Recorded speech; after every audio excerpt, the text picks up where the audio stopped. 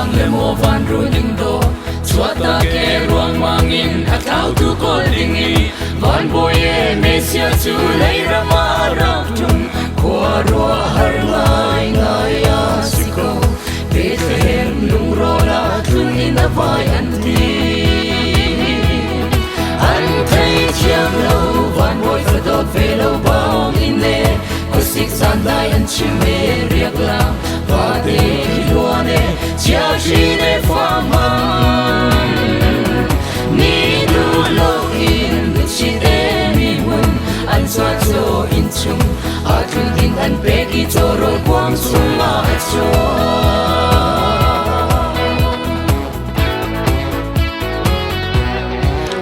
chiang run sai o li bang in hi ai asan na vana kin pathian thang cha si se adot mi e na le aran na le le na leng chang se ti in an lao chin le lung chung ri la dai re ti ki khwa ye an thai chiang lo van boy fa do ve lo bang in ne ko sik san dai an chi me riak la va de ki luane chia shi ne fa ma ni du lo in chi e ni mun an so so in chung a thun in an pe ki cho roi kwang chung ma cho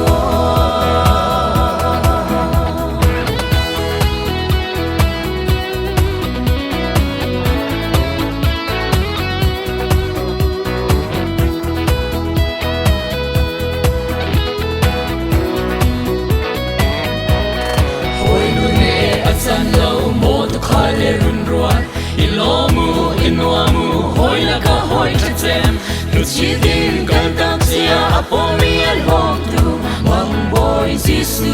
do tu chung nung ni hin la Bethlehem kwa cho kan ti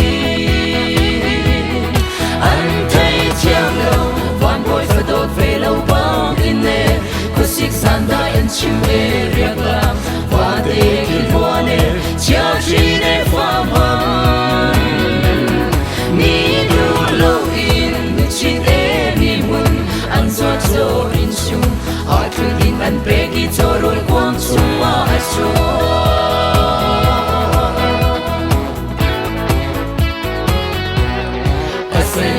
song ki pa ruat chan nak lung dong chia chi nak chan ni le kha na in lung ma kwai ni ilo mu inwa mu nan cha thong tha than ruat chan nak ni thar a chok sang mi chi song an thau i mi cho ke be an dam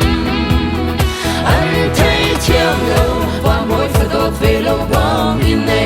ko sik san dai an chim e riak lam va de ki luane chia shi ne fa ma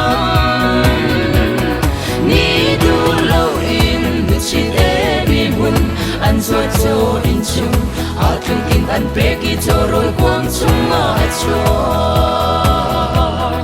an thai chiang lo van boy fa dot ve lo bang in ne ko sik san dai an chim e riak lam va de ki luane chia shi ne fa ma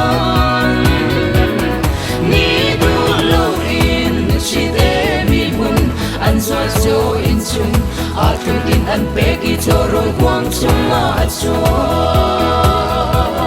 ni du lo in chi e mi mun an cho in chung